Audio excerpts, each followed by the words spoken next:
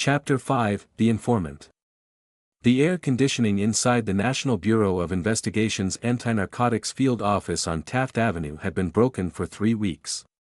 The cramped, windowless room smelled of stale coffee, damp paper, and the distinctly sour sweat of overworked detectives fighting a war they were structurally designed to lose. Special Agent Daniel Navarro stood in front of a corkboard, staring at a web of photographs connected by red string. Navarro was 45, with deep bags under his eyes and a permanently skeptical grimace. He had spent 20 years navigating the treacherous, highly politicized waters of Manila's law enforcement. He knew exactly which judges took bribes, which precinct captains were on cartel payrolls, and which crimes were meant to be ignored. It was an obsession with tearing down that invisible architecture that had hollowed out his private life. Navarro's wife had left him 5 years ago, packing up their daughter and moving to Cebu, utterly exhausted by a husband who slept with a revolver under the mattress and woke up at 3 a.m. to review autopsy photos. He hadn't fought the divorce. Navarro knew he was a terrible husband, primarily because the war was the only thing he genuinely loved anymore. But the board in front of him made absolutely no sense. Purity levels don't just magically spike overnight, David, Navarro said without turning around. He took a drag from a cigarette, ignoring the strict, no smoking sign taped to the peeling plaster. His partner, a younger agent named David, looked up from a stack of toxicology reports at his desk. The lab ran the samples 3 times, Inspector. The product we seized from the Tondo raids last night? It's testing at 85% pure. Navarro exhaled a thick cloud of gray smoke. Victor Salazar's street garbage never tested higher than 30%.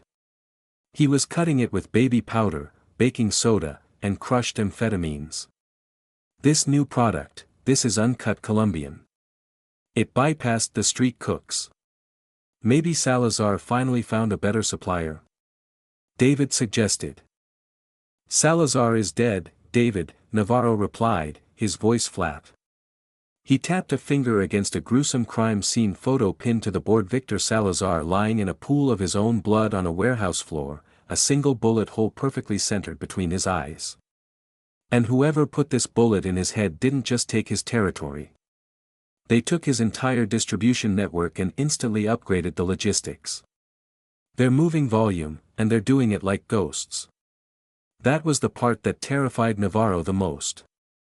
Usually, when a cartel boss was assassinated, the streets erupted into chaotic, bloody turf wars. Rival lieutenants would slaughter each other for months, leaving bodies in the gutters and burning cars in the intersections. But after Salazar's death, silence. Absolute, terrifying silence. The transition of power had been so fast, so seamlessly executed, that the NBI hadn't even realized the empire had changed hands until the high-grade product started flooding the streets. We pulled Salazar's banking records before the accounts were mysteriously emptied, David said, handing Navarro a manila folder. Everything was routed through empty shell companies, but we found an anomaly. A perimeter patrol officer at the container port suddenly paid off his entire 30-year mortgage in straight cash 2 days after Salazar's death. Navarro's eyes narrowed. Port connections. That explains the purity. They aren't cooking it in the slums anymore. They're bringing it in through the international shipping lanes. Navarro took the folder, his mind connecting the invisible dots. You didn't secure port customs with street intimidation. You secured it with millions of pesos in high-level bribes. And you couldn't process millions of pesos in high-level bribes without a sophisticated financial washing machine. Get your jacket, Navarro said, stubbing his cigarette out in an overflowing plastic ashtray. Where are we going? David asked, grabbing his badge. To talk to someone who lives in the dirt. The rain in Quiapo fell in thick, unrelenting sheets, turning the neon-lit streets into chaotic rivers of mud and garbage. Navarro sat in an unmarked sedan parked in an alley behind a local Godahane late-night porridge stand. He watched the rearview mirror closely. A few minutes later, a frail, twitchy man in a dirty raincoat slipped into the back seat of the sedan, dragging the smell of wet dog and cheap liquor into the car. Boggs, Navarro said, not turning around. The informant wiped his runny nose on his sleeve, his eyes darting paranoid around the dark interior of the car. I shouldn't be here, Inspector. The streets are unpredictable right now. People are vanishing. I need a name, Boggs, Navarro said softly. Who took over Salazar's routes in Tondo? Boggs swallowed hard, shaking his head. I don't know nothing. I swear to God.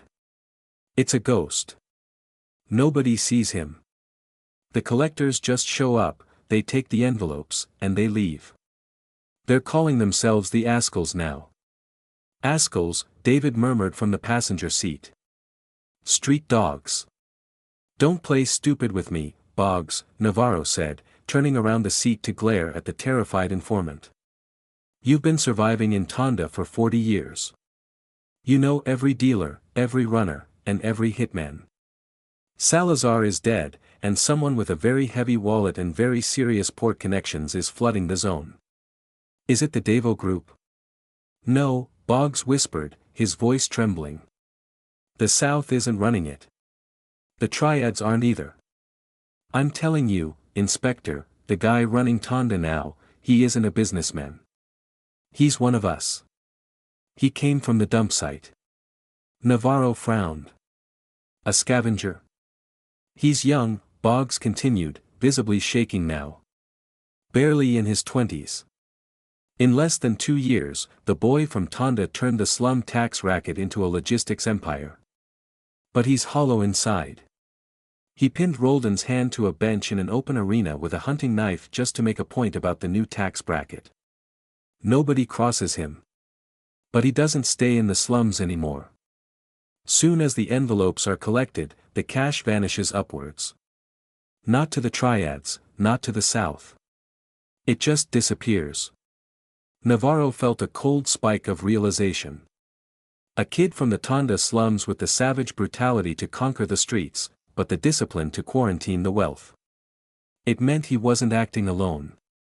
It meant an invisible financier was operating above him, insulating the cash flow from the dirt. Does this kid have a name? Navarro demanded. Boggs hesitated, looking desperately at the locked door handle. Navarro slipped a tight roll of 500 peso bills over the seat. Boggs snatched the money, stuffing it into his wet coat.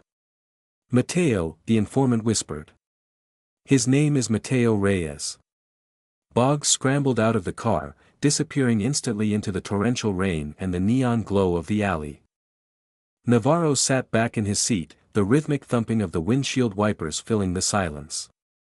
Mateo Reyes, David repeated, pulling out his glowing digital tablet. He typed the name into the NBI criminal database. A few seconds later, a single, sparse file popped up.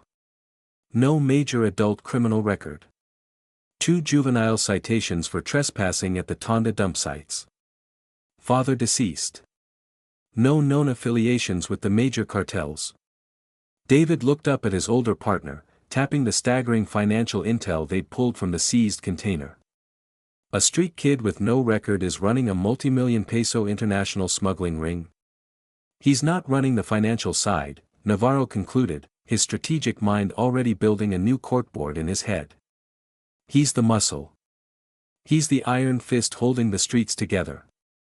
But a kid from Tondo doesn't know how to negotiate with port officials or launder millions in loose street cash. He has a silent partner. An older mentor.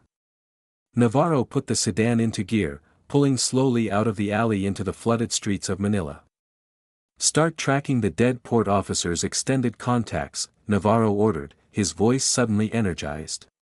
And put a wire on every mid-level real estate broker in Makati who specializes in cash purchases. The kid from Tondo has to be stashing his cut somewhere, and slum kids don't know how to hide new money quietly.